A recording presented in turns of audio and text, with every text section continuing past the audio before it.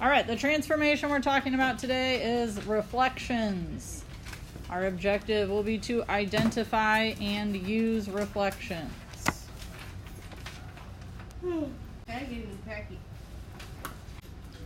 A reflection is a transformation that creates a mirror image. The original figure is reflected in a line that is called the line of reflection. Another name for reflection is flip. Kind of like yesterday, we talked about how a translation was a slide. A reflection is a flip. All right, properties of reflections. First, the reflected image is congruent to the original figure. The orientation of the reflected image is reversed. The line of reflection is the perpendicular bisector of the segments joining the corresponding points. All right, that first statement is pretty straightforward. So the original and the image, they are congruent. It's not changing size. It's not getting bigger or smaller. The orientation is reversed. So here we can see that this big angle looks like it's pointing to the left. Then when we flip it, it looks like it's pointing to the right. So the orientation is reversed. The line of reflection, so that's this line R that's going up and down the middle here, is perpendicular. It forms right angles with and is a bisector of the segments joining the two figures together. So if we take this to be like A, and then this point would be A prime, that line R bisects the segment between A and A prime. It does the same thing for the other points also. I don't know that that's a property that we'll use a whole lot, but it's one that's interesting to know about reflections. All right, on example 1, we are drawing the reflection of the letter in line K. So that means that we're making the mirror image of it with whatever line K they have drawn. So that means you're going to have to sketch your response to this. So it might not always be perfect, but on this one we're flipping the E backwards, making a mirror image of it. So if we were to fold it along line K, they should match up with each other. Mine should probably be a little bit more bold than what it is to be a true reflection. So we ain't gotta draw the line too. Draw what line? The Oh, the connecting lines? No, we won't draw those most of the time. All right, we're doing the same thing on the middle one, except this time they put the E in a different place. So now when we reflect it over, it's still going to be a backwards E. It's just going to be facing, they're on different sides this time. So we make our reflection. Again, it doesn't have to be perfect. Technically, this side of my E is not perfectly straight like theirs is, but we get the general idea. We reflected it over that line K.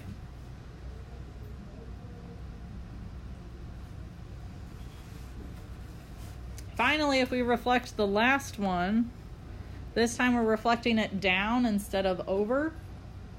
So this one is also just going to look like a regular capital E. This one, if we were to fold along this line K, these two should match up, ideally. Again, we don't have to be artists, but we should have the right idea when we do these. All right, next example. Tell whether the figures are a reflection of one another. So if the three properties hold, then it would be a reflection. So are the figures congruent? Yes, they look like they're pretty much the same shape and size. So yes, they are congruent. Are the orientations reversed? Yeah, on the top it looks like this big angle is pointing which way? Up, and on the bottom it's pointing down. So yes, the orientations were reversed. Then the only other thing we have to decide is if the lines connecting corresponding points are perpendicular to line M. So let's say we take this point out on the left side and connect them. Does it look like line M is perpendicular to this line that I drew? Does it look like that would be a right angle? Yes. Yep. So let's check a couple other ones. If I took the top point and the bottommost point and connected them, does it look like that would be perpendicular here? Do we think we have right angles? If I were a better artist, I think it would be more obvious that yes, those are also going to be right angles. Same thing's going to happen on this side. So do we think that this is a reflection? If all three properties work, is it a reflection?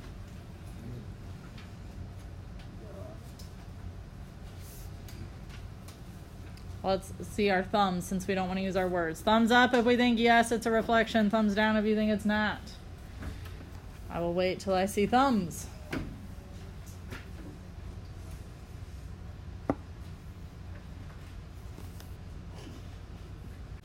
If all the properties work, then yes, it is a reflection. All right, on example 3. This is on the next page, so if you have not already done so, flip it over. On part A, it says, which segment is the reflection of segment AB in the x-axis? Which point corresponds to point A? In order to answer this question, we need to know where our x-axis is. Which is the x-axis? The horizontal axis is the x-axis. They even put a little x by it for us. So here is our x-axis down the middle. Use a better color. There's our x-axis. So we are wondering which segment is a reflection of segment AB. So AB is in our top left quadrant. Which one of the segments shows a reflection over the x-axis?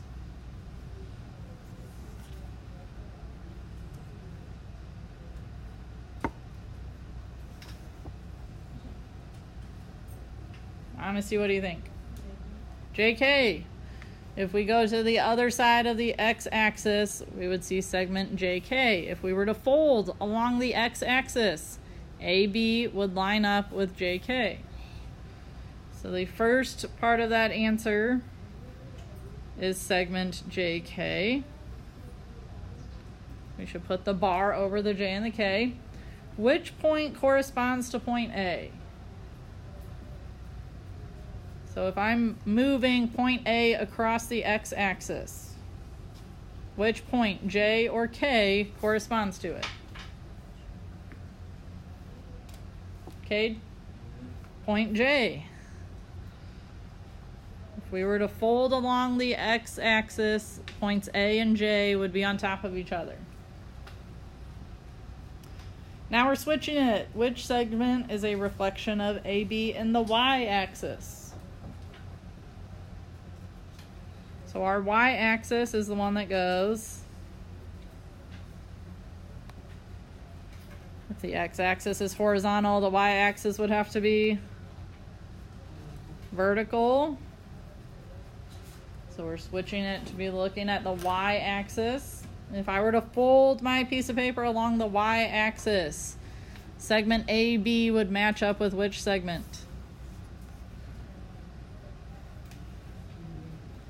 DE is correct. And which point would correspond to point A? point D. If we were to fold it along the y-axis, points A and D would match up. On example 4, we're telling whether the gray figure is a reflection of the black figure. If it is, we have to tell the line of reflection.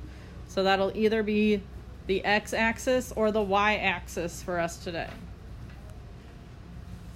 So on this first one, it might be a little hard to see. The gray ones are the ones at the bottom. Those points are kind of colored in gray.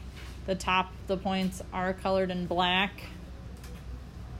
So is our gray segment a reflection of the segment that's in black? IKEA, what do you think? Yes, I would agree. It looks like that we could match those points up with each other. So yes, it is a reflection. Then the other half of that is that we have to say what the line of reflection is, either the x-axis or the y-axis. Jaden? It would be the x-axis. If we fold along the x-axis, then those would match up with each other.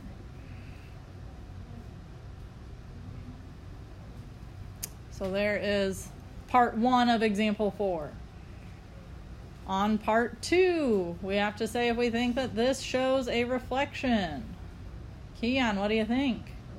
No, I would agree. If we were to reflect one of these figures over the x-axis or the y-axis, they are not going to match up. This is actually an example of what we did yesterday. It looks like a slide, not a flip. So no, this is not a reflection.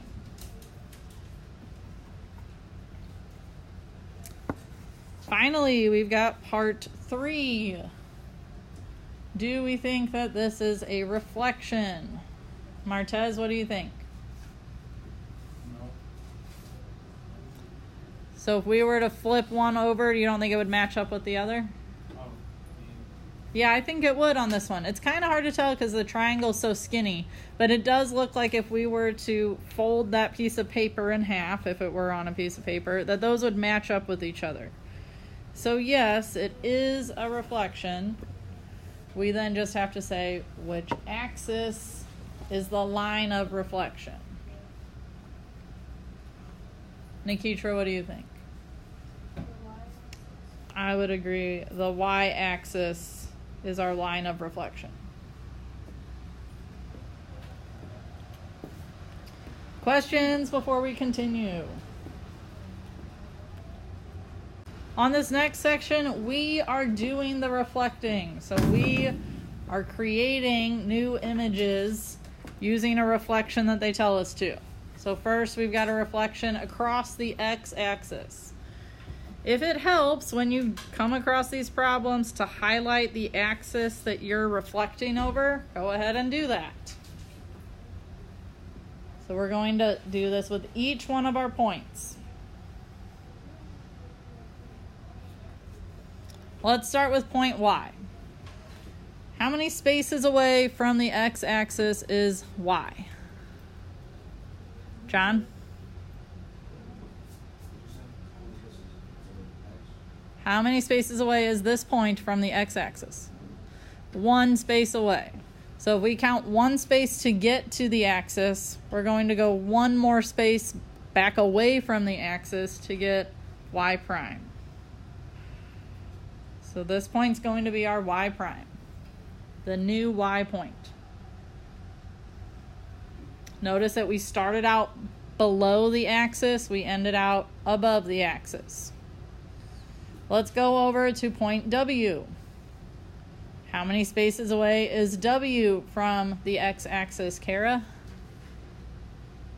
1. Also 1, but this time it's above, so then we go 1 below, and that is where we are going to find W prime. Finally, we go down to point D. How many spaces away is D from the x-axis? Angel A? 3. 1, 2, 3 spaces away, and it was below, so we're going to go 3 spaces above to flip it up. 1, 2, 3, put a point, and that is where we will find D prime. Then all that's left to do is to connect our points to create the new image. Done. It's okay that our figures overlap. That's just going to have to happen sometimes. On part B, it's the same kind of thing. We're still using the x-axis. So again, if it helps to highlight that axis, go ahead and do it. Let's start with point Y again. How many spaces away is point Y from my axis? Anaya? 3. So it was 3 below. We're going to go 3 above to get our Y prime. Let's go over to point Z. Z is also 3 spaces below. So we continue on in a straight line above Z, 3 spaces up to get Z prime. What do we notice about points T and A? How far away are they from the x-axis? Jakai? How many spaces away are T and A from the x-axis? They're on the x-axis, so they are 0 spaces away. That means that they are going to stay there. So this will also be T prime and A prime. They don't move. If it's on the axis that you're reflecting over, they stay put. And then again, we can connect them.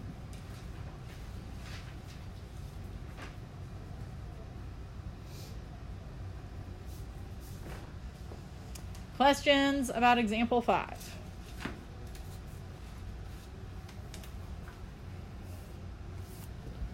All right, for example 6, A and B, we are now reflecting across the y-axis. So the y-axis is our vertical axis.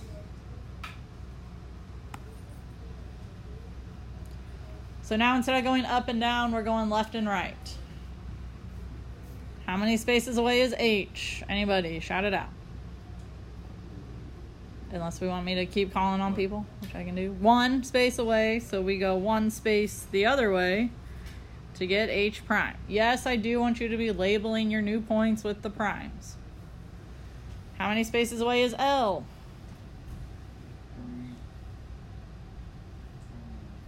From the y-axis. 1 space away, so we go 1 space on the other side to get L prime. How far away is G? It is about 4 spaces away. It looks like it doesn't cross quite perfectly. So 4 spaces the other way. We get G prime. And what about U? 2 spaces away. So we go 2 the other way to get U prime. And then we just have to connect them. You should be able to tell when you connect your vertices if you got it right or not. Because if they look totally different, something probably went wrong.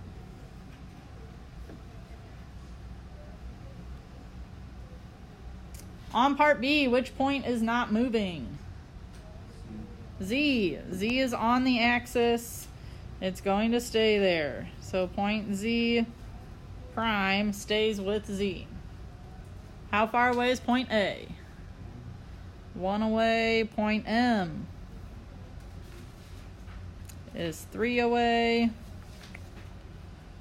1, 2, 3. There's M prime. And what about U? Also 3 away. So we get U prime. Notice that M is just above U, 2 spaces above U. M prime is 2 spaces above U prime. Those sort of things should still stay the same when you are doing reflections. The spacing between the points shouldn't be changing. 7, A and B. We are writing a rule to describe the transformation.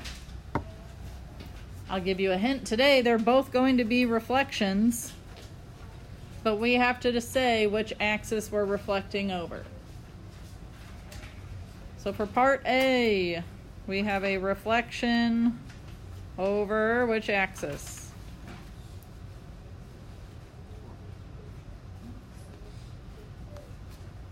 Heard a couple people whisper it. Reflection over the x-axis. We flipped it down. Oh, sorry, we flipped it up over the x-axis. Reflection over the x-axis. What about on B? It's still a reflection. Which axis did we go over this time? Connor? Y-axis. Over the y-axis. So we flipped it from side to side. That goes over the y-axis. If we're flipping it up or down, it's over the x-axis. Our last two examples are not a whole lot different from what we were doing. We are just going to have to identify the new coordinates. So, we have point A here. How far away is it from the x-axis? 1 away. So we go 1 to the other side to get A prime. What are the new coordinates? What are the coordinates of A prime? Well, our x coordinate is 4 and our y coordinate is 1. So that would have the coordinates 4, 1. Notice that our original A had coordinates of 4, -1. Might start seeing a relationship here. What about point I? How many spaces away is it from the x-axis? 4, so we go 4 up the other direction. That gives us I prime. We need the coordinates of I prime. So our x coordinate is 1. Our y coordinate is 4. Originally, our I coordinates were 1, -4. Interesting. What about G? How many spaces away is it from the x-axis? 5, so we go 5 the other way. Puts us at the very top of our graph. That's G prime. What are G prime's coordinates?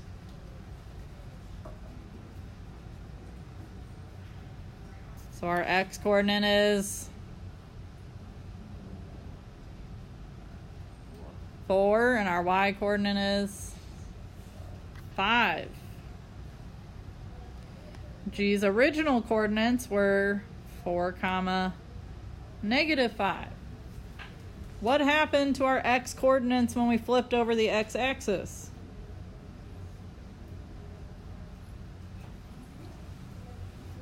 Do we notice a relationship? What happened to our x coordinate between A and A prime? Oh, they stayed the same.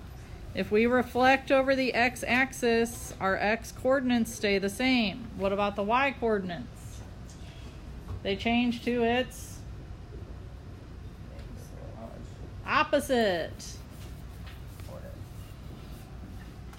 Something similar is going to happen with our y-axis coordinates. If we reflect C over the axis, our y coordinate is not changing, but our x coordinate is.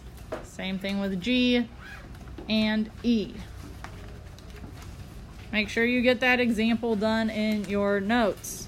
It will be fair game on the notebook quiz, so if you want me to check it tomorrow, I can. Yeah,